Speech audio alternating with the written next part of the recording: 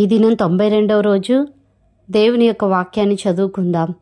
దయచేసి ఈ graceful ministries ద్వారా ఆడియో బైబిల్ వింటున్న మీ అందరూ కూడా లైక్ చేయండి, షేర్ చేయండి, సబ్స్క్రైబ్ చేసుకోండి, అనేకులకు పరిచయం చేయండి. ఎందుకంటే దేవుని వాక్యం అందరూ చదవాలి, అందరూ కూడా వాళ్ళ జీవితంలో ఒక్కసారైనా బైబిల్ని కంప్లీట్ చేయాలి అనే ఒక ఉద్దేశంతో మరి వాళ్ళ చదువు రాకపోయినా, కళ్ళు కనబడకపోయినా, అనారోగ్య పరిస్థితుల్లో మంచాన పడి ఉన్న అందరికీ కూడా ఈ వాక్యం వింటూ బైబిల్ మొత్తం కంప్లీట్ చేయాలనే ఒక ఆశ మేము కలిగి ఉండి ఈ యొక్క ఆడియో బైబిల్ని మేము ప్రారంభించాం. కాబట్టి మాతో మీరు సహకరిస్తూ సబ్స్క్రైబ్ చేసుకోండి, అనేకులకు పరిచయం చేయండి. దేవుడు మనల్ని దీవించును గాక. ఆమేన్. 2 సమూయేలు 13వ అధ్యాయము. తర్వాత దావీదు కుమారుడగు అబ్షాలోమునకు తామారను ఒక సుందరవతి అగు సహోదరి ఉండగా, దావీదు కుమారుడగు అమ్నోను ఆమెను మోహించెను. తామారు కన్యయైనందున ఆమెకు ఏమి చేయవలనన్నను దుర్లభమని అమ్మోను గ్రహించి చింతాక్రాంతుడై తన చెల్లెలైన తామారును బట్టి చిక్కిపోయెను. అమ్నోనునకు మిత్రుడొకడుండెను. అతడు దావీదు సహోదరుడైన షిమ్యా కుమారుడు. అతని పేరు యెహోనాదాబు. ఈ యెహోనాదాబు బహు కపటము గలవాడు. అతడు రాజకుమారుడివైన నీవు నానాటికి చిక్కిపోవుటకు హేతువేమి? సంగతి నాకు తెలియజెప్పవా అని అమ్నోనుతో అనగా, అమ్నోను, నా తమ్ముడుగు అబ్షాలోము సహోదరి అయిన తామారును నేను మోహించి ఉన్నానని అతనితో అనెను.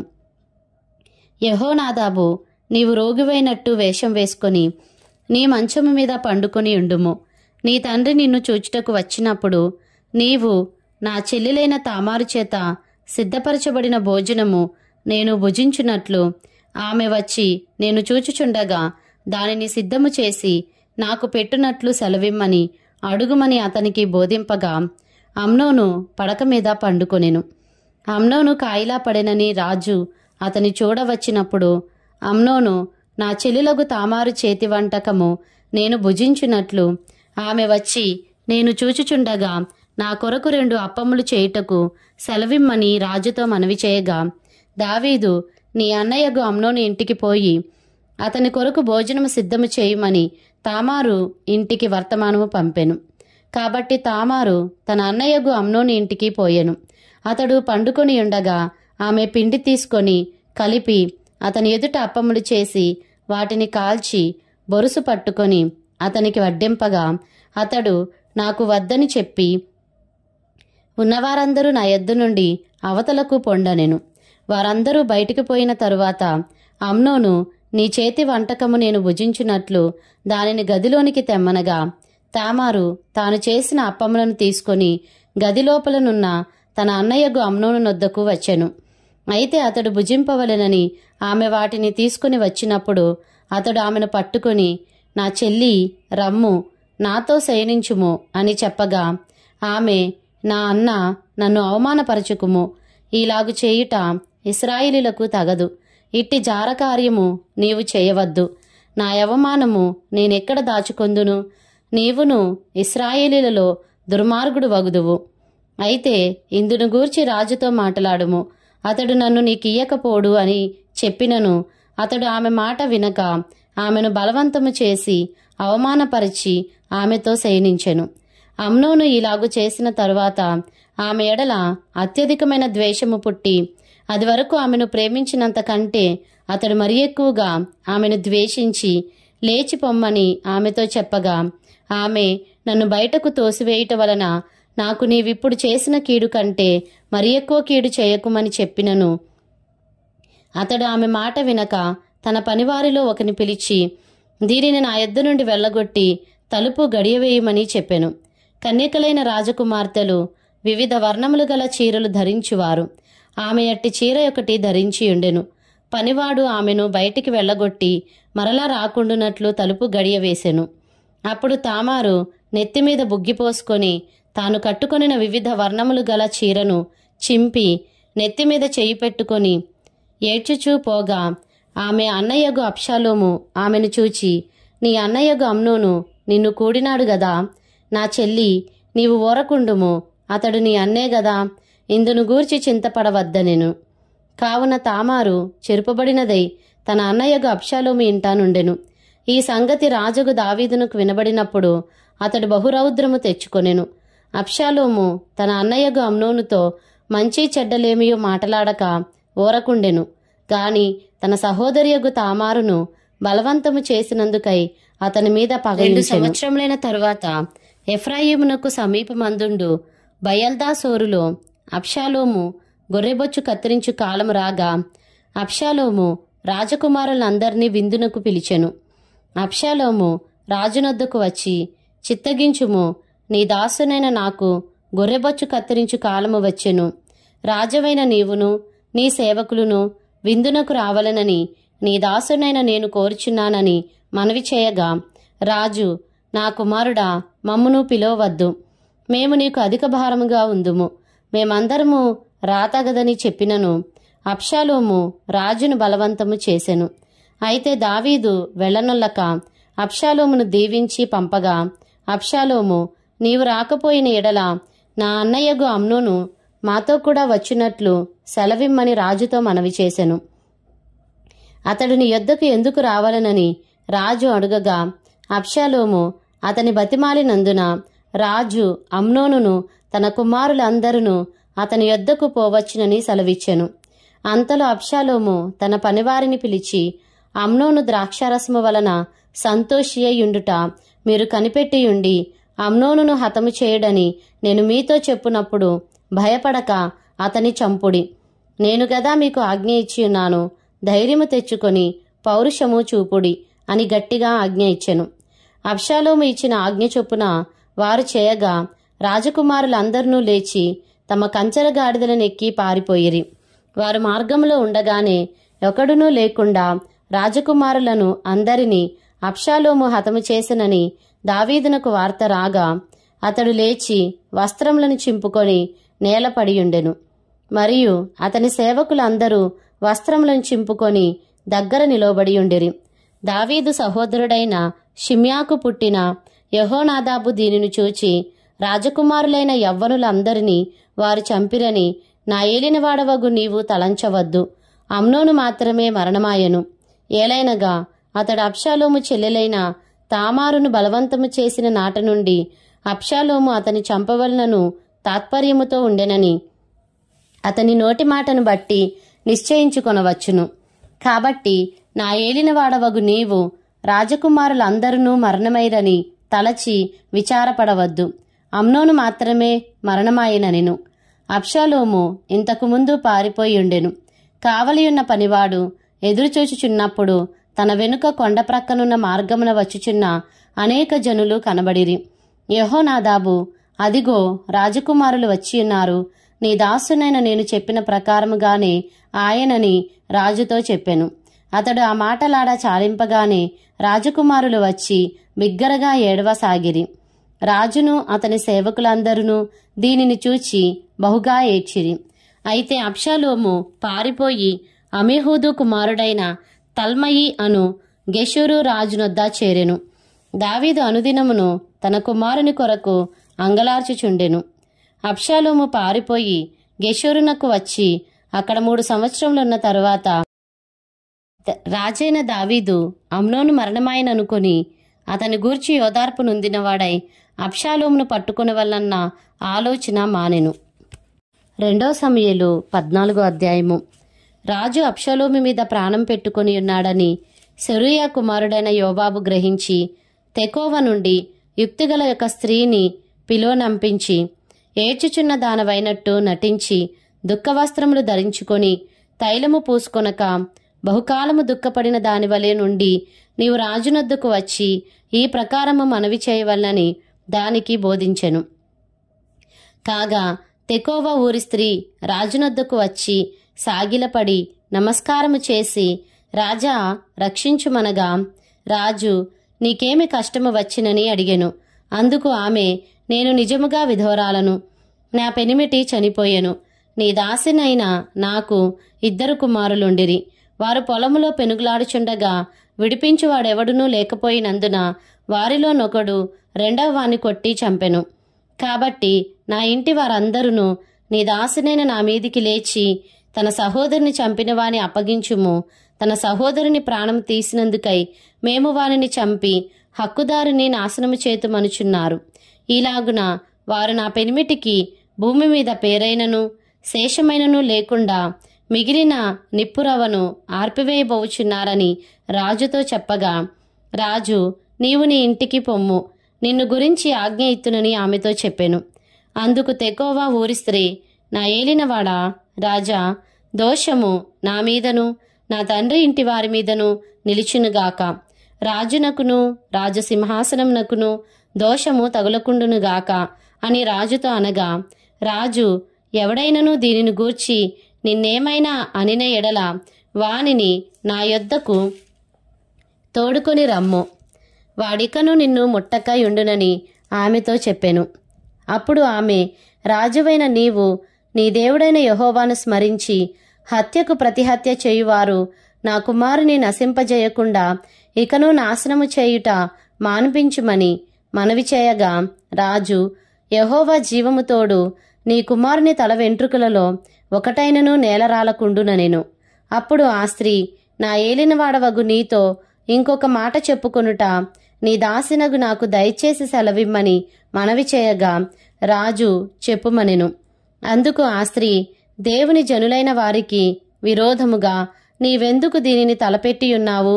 రాజు ఆ మాట సెలవిచ్చుట చేత తాను వెళ్ళగొట్టిన తన వాణి రానియక తానే దోషి అగుచున్నాడు. మనమందరమును చనిపోదుము గదా. నేలను ఒలికిన మీదట మరలా ఎత్తలేని నీటి వలె ఉన్నాము. దేవుడు ప్రాణము తీయక తోలివేయబడిన వాడు తనకు దూరస్థుడు కాక ఇండుటకు సాధనములు కల్పించుచున్నాడు. జనులు నన్ను భయపెట్టిరి గనుక నేను దీనిని గూర్చి నా ఏలినవాడవగు నీతో మాటలాడవచ్చితిని. కాబట్టి నీ దాసురాలనగు నేను రాజు దాసినగు నా మనవి చొప్పున చేయునేమో. రాజు నా మనవి అంగీకరించి దేవుని స్వాస్థ్యము అనుభవింపకుండా నన్నును నా కుమారునిని నాశనము చేయదలిచిన వాని చేతిలో నుండి తన దాసినగు నన్ను విడిపించునేమో అనుకొంటిని. మరియు నీ దేవుడైన యెహోవా నీకు తోడైయున్నాడు గనుక నా ఏలినవాడవును రాజవునగు నీవు దేవుని దూత వంటి వాడవై మంచి చెడ్డలన్నీయు విచారింప చాలియున్నావు. కాబట్టి నీ దాసినగు నేను నా ఏలినవాడవగు రాజు సెలవిచ్చిన మాట సమాధానకరమగునని అనుకొంటిన నేను. రాజు, నేను నిన్ను అడుగు సంగతి నీవెంత మాత్రమును మరుగు చేయవద్దని ఆ స్త్రీతో అనగా, ఆమె, నా ఏలినవాడవగు నీవు సెలవిమ్మనెను. అంతట రాజు, యోవాబు నీకు బోధించెనా అని ఆమెనడిగినందుకు ఆమె ఇట్లనెను, నా ఏలినవాడవైన రాజా, నీ ప్రాణము తోడు చెప్పిన దానిని తప్పక గ్రహించుటకు నా ఏలినవాడవును రాజవునగు నీ వంటి వాడొకడునూ లేడు. నీ సేవకుడగు యోవాబు నాకు బోధించి ఈ మాటలన్నిటినీ నీ దాసినగు నాకు నేర్పెను.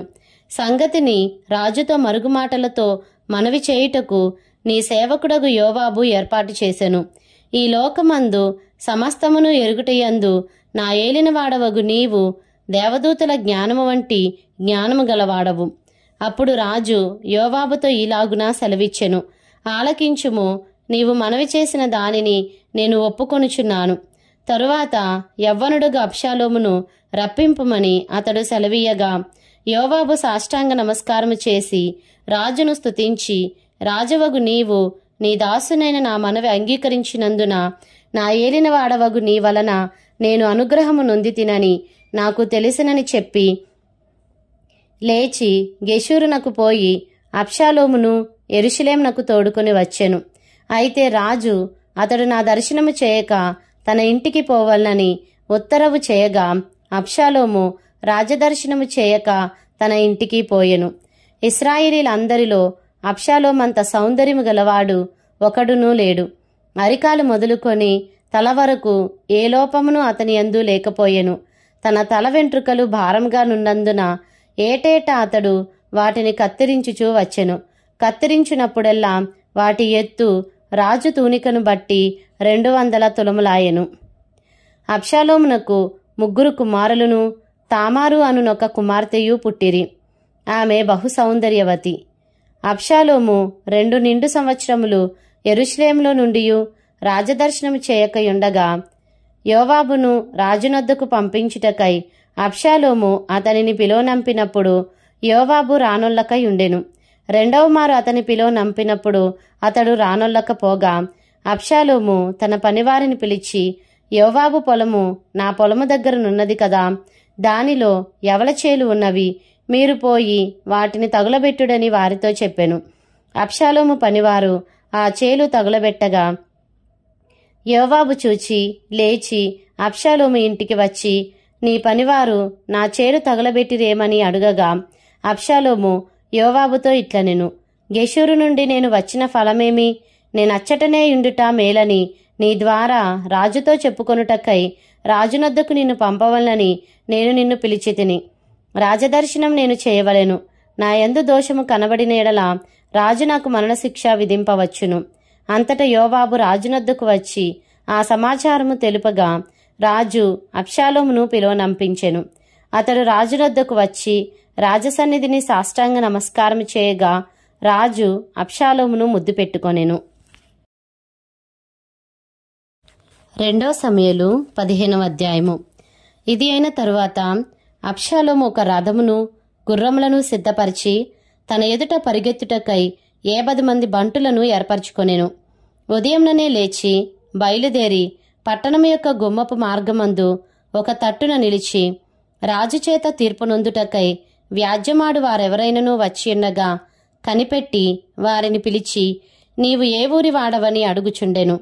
నీ దాసునైన నేను ఇశ్రాయేలీల గోత్రములలో ఫలాని దానికి చేరినవాడనని వాడు చెప్పగా అబ్షాలోము, నీ వ్యాజ్యము సరిగాను న్యాయముగాను ఉన్నది గాని దానిని విచారించుటకై నియమింపబడిన వాడు రాజునొద్ద ఒకడునూ లేడని చెప్పి, నేను ఈ దేశమునకు న్యాయాధిపతి అయి ఉండుట ఎంత మేలు. అప్పుడు వ్యాజ్యమాడు వారు నా యొద్దకు వత్తురు, నేను వారికి న్యాయము తీర్చుదునని చెప్పుచూ వచ్చెను. మరియు తనకు నమస్కారము చేయుటకై ఎవడైనను తన దాపునకు వచ్చినప్పుడు అతడు తన చేయి చాపి అతని పట్టుకొని ముద్దు పెట్టుకొనుచూ వచ్చెను. తీర్పునొందుటకై రాజునొద్దకు వచ్చిన ఇశ్రాయేలీలకందరికీ అబ్షాలోము ఈ ప్రకారము చేసి ఇశ్రాయేలీలనందరినీ తన తట్టు త్రిప్పుకొనెను. 4 సంవత్సరములు జరిగిన మీదట అబ్షాలోము రాజునొద్దకు వచ్చి, నీ దాసునైన నేను సిరియా దేశం నందలి గెషూరు నందుండగా యెహోవా నన్ను యెరూషలేమునకు తిరిగి రప్పించినెడల నేను ఆయనను సేవించెదనని మ్రొక్కుకొంటిని గనుక నేను హెబ్రోనునకు పోయి యెహోవాకు నేను మ్రొక్కుకొనిన మ్రొక్కుబడి తీర్చుకొనుటకు నాకు సెలవిమ్మని మనవి చేయగా రాజు సుఖముగా పొమ్మని సెలవిచ్చెను గనుక అతడు లేచి హెబ్రోనునకు పోయెను. అబ్షాలోము మీరు బాకానాదము వినునప్పుడు అబ్షాలోము హెబ్రోనులో ఏలుచున్నాడని కేకలు వేయుడని చెప్పుటకై ఇశ్రాయేలీల గోత్రములన్నిటి యొద్దకు వేగుల వారిని పంపెను.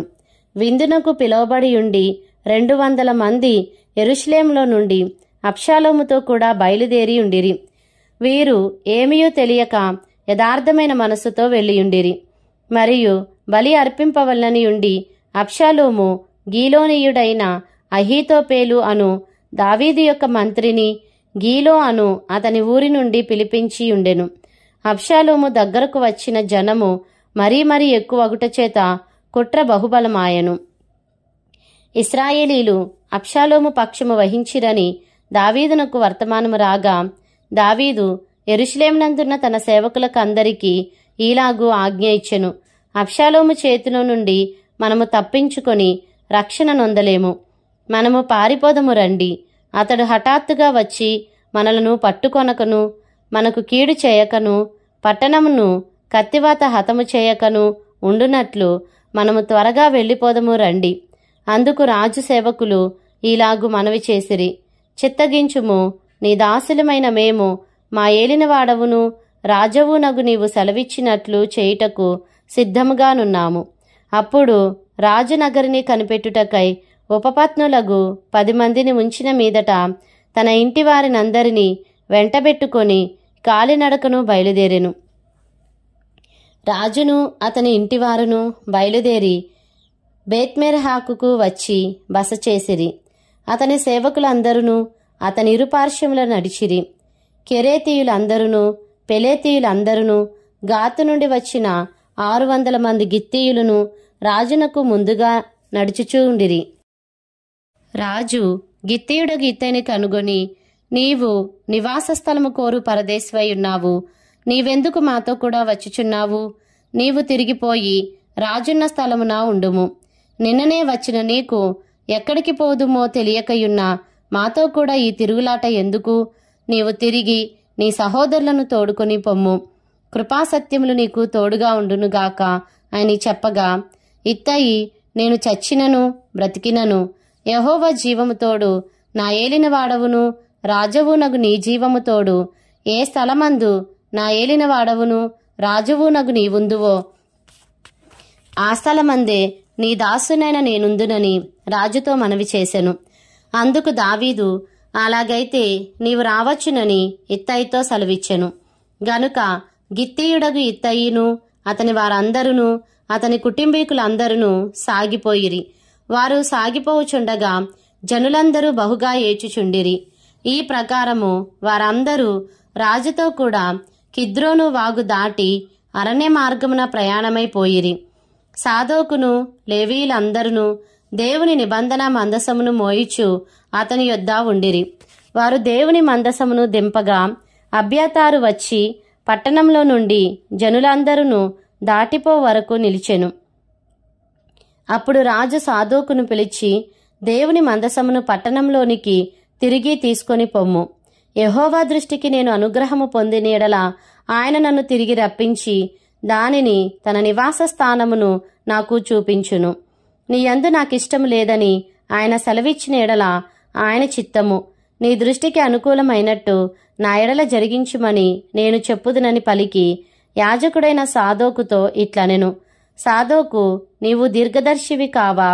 శుభమొంది నీవును నీ కుమారుడగు అహిమయస్సు అబ్యాతారునకు పుట్టిన యోనాతాను అను మీ ఇద్దరు కుమారులను పట్టణంనకు పోవలెను. ఆలకించుము. నీ యొద్ద నుండి నాకు రూఢి అయిన వర్తమానము వచ్చి వరకు నేను అరణ్యమందలి రేవుల దగ్గర నిలిచియుందును. కాబట్టి సాదోకును అబ్యాతారును దేవుని మందసమును యెరూషలేమునకు తిరిగి తీసుకొని పోయి అక్కడ నిలిచిరి. అయితే దావీదు ఒలీవ చెట్ల కొండ ఎక్కుచు ఏడ్చుచు తల కప్పుకొని పాదరక్షలు లేకుండా కాలినడకను వెళ్ళెను. అతని యొద్దనున్న జనులందరూ తలలు కప్పుకొని ఏడ్చుచు కొండ ఎక్కిరి.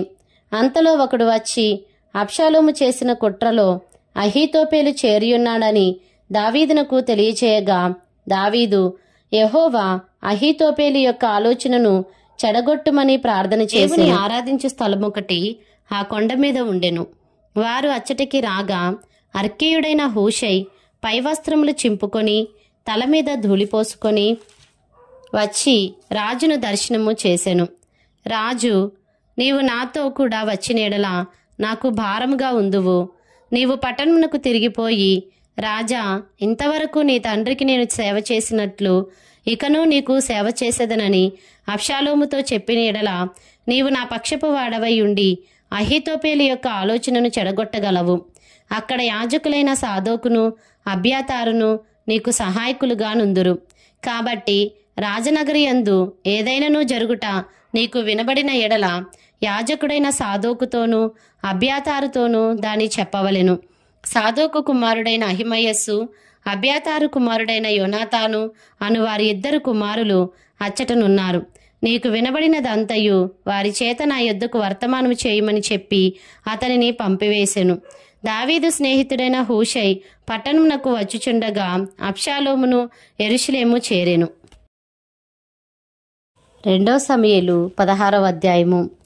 దావీదు కొండ శిఖరం అవతల కొంచెము దూరము వెళ్ళిన తరువాత మెఫీబోషెతు సేవకుడైన సీబా గంతలు కట్టిన 2 గాడిదలను తీసుకొని వచ్చెను. 200 రొట్టెలును 100 ద్రాక్ష గెలలును 100 అంజూరు పాడలును ద్రాక్షరసపు తిత్తి ఒకటియు వాటి మీద వేసి ఉండెను.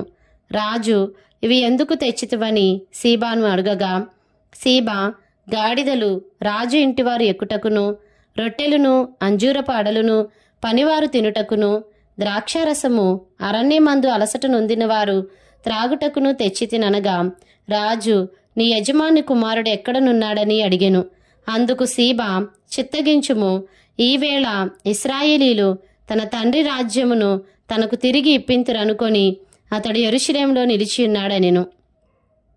అందుకు రాజు మెఫీబోషేతునకు కలిగినదంతయు నీదే అని సీబాతో చెప్పగా, సీబా, నా ఏలినవాడా రాజా, నీ దృష్టియందు నేను అనుగ్రహము పొందుదునుగాక, నేను నీకు నమస్కారము చేయుచున్నాననెను. రాజైన దావీదు బహూరీము దాపునకు వచ్చినప్పుడు సౌలుకు కుటుంబీకుడగు గెరా కుమారుడైన షిమీ అనునొకడు అచ్చటి నుండి బయలుదేరి వచ్చెను. అతడు వెంట వెంట నడుచుచు దావీదును శపించుచు జనులందరూ బలాఢ్యులందరూ దావీదు ఇరుపార్శ్వముల నుండగా రాజైన దావీదు మీదను అతని సేవకులందరి మీదను రాళ్లు రువ్వుచూ వచ్చెను. ఈ షిమీ నరహంతకుడా, దుర్మార్గుడా, చీపో చీపో, నీ వేల వలనని నీవు వెళ్ళగొట్టిన సౌలు ఇంటివారి హత్యను యెహోవా నీ మీదికి రప్పించి యెహోవా నీ కుమారుడైన అబ్షాలోము చేతికి రాజ్యమును అప్పగించి ఉన్నాడు. నీవు నరహంతకుడవు కనుకనే నీ మోసములో నీవు చిక్కబడి ఉన్నావని చెప్పి రాజును శపింపగా, సెరూయా కుమారుడైన అబీషై, ఈ చచ్చిన కుక్క నా ఏలిన వాడవును రాజువునగు నిన్ను శపింపనేలా? నీ చిత్తమైతే నేను వానిని చేరబోయి వాని తల ఛేదించి వచ్చెదనెను. అందుకు రాజు, సెరూయా కుమారులారా, మీకును నాకును ఏమి పొందు? వానిని శపింపనీయుడు. దావీదును శపింపుమని యెహోవా వానికి సెలవీయగా, నీవు ఇలాగునెందుకు చేయుచున్నావని ఆక్షేపణ చేయగలవాడెవడని చెప్పి అబీషైతోనూ తన సేవకులందరితోనూ పలికినదేమనగా, నా కడుపున పుట్టిన నా కుమారుడే నా ప్రాణము తీయచూచుచుండగా ఈ బెన్యామీనీయుడు ఈ ప్రకారము చేయుట ఏమి ఆశ్చర్యము? వాని జోలి మానుడి. యెహోవా వానికి సెలవిచ్చియున్నాడు గనుక వానిని శపింపనీయుడి. యెహోవా నా శ్రమను లక్ష్యపెట్టునేమో. వాడు పలికిన శాపమునకు బదులుగా యెహోవా నాకు మేలు చేయునేమో. అంతటా దావీదును అతని వారును మార్గమున వెళ్ళిపోయిరి. వారు వెళ్ళిపోవుచుండగా షిమీ అతనికి ఎదురుగా కొండ ప్రక్కను పోవచ్చు అతని మీదికి రాళ్లు విసరుచు ధూళి ఎగరగొట్టుచుండెను. రాజును అతనితో కూడానున్న జనులందరూ బడలిన వారై యొకానొక చోటికి వచ్చి అలసట తీర్చుకొనిరి.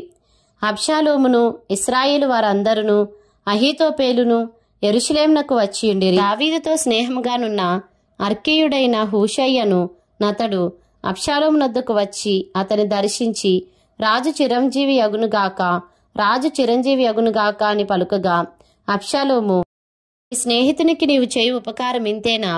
నీ స్నేహితునితో కూడా నీవు వెళ్ళకపోతివేమని అతన్ని అడుగగా, హూషై, యెహోవాయును ఈ జనులును ఇశ్రాయేలీయులందరూ ఎవని కోరుకొందురో నేను అతని వాడనగుదును, అతని యొద్దనే యుందును. మరియు నేనెవనికి సేవ చేయవలను? అతని కుమారుని సన్నిధిని నేను సేవ చేయవలను గదా. నీ తండ్రి సన్నిధిని నేను సేవ చేసినట్లు నీ సన్నిధిని నేను సేవ చేయుదునని అబ్షాలోము నొద్ద మనవి చేశాను. అబ్షాలోము అహీతోపేలుతో మనము చేయవలసిన పని ఏదో తెలుసుకొనుటకై ఆలోచన చేతుము రమ్మనగా, అహీతోపేలు, నీ తండ్రి చేత ఇంటికి కావలి ఉంచబడిన ఉపపత్నుల యొద్దకు నీవు పోయిన ఎడల నీవు నీ తండ్రికి అసహ్యుడవైతివని ఇశ్రాయేలీయులందరూ తెలుసుకొందురు. అప్పుడు నీ పక్షంననున్న వారందరూ ధైర్యము తెచ్చుకొందురని చెప్పెను. కాబట్టి మేడ మీద వారు అబ్షాలోమునకు గుడారము వేయగా ఇశ్రాయేలీయులకు అందరికీ తెలియనట్లుగా అతడు తన తండ్రి ఉపపత్నులను కూడెను. ఆ దినములలో అహీతోపేలు చెప్పిన ఏ ఆలోచన అయినను ఒకడు దేవుని యొద్ద విచారణ చేసి పొందిన ఆలోచన అయినట్టుగా ఉండెను. దావీదును అబ్షాలోమును దానిని అట్లే ఎంచుచుండిరి.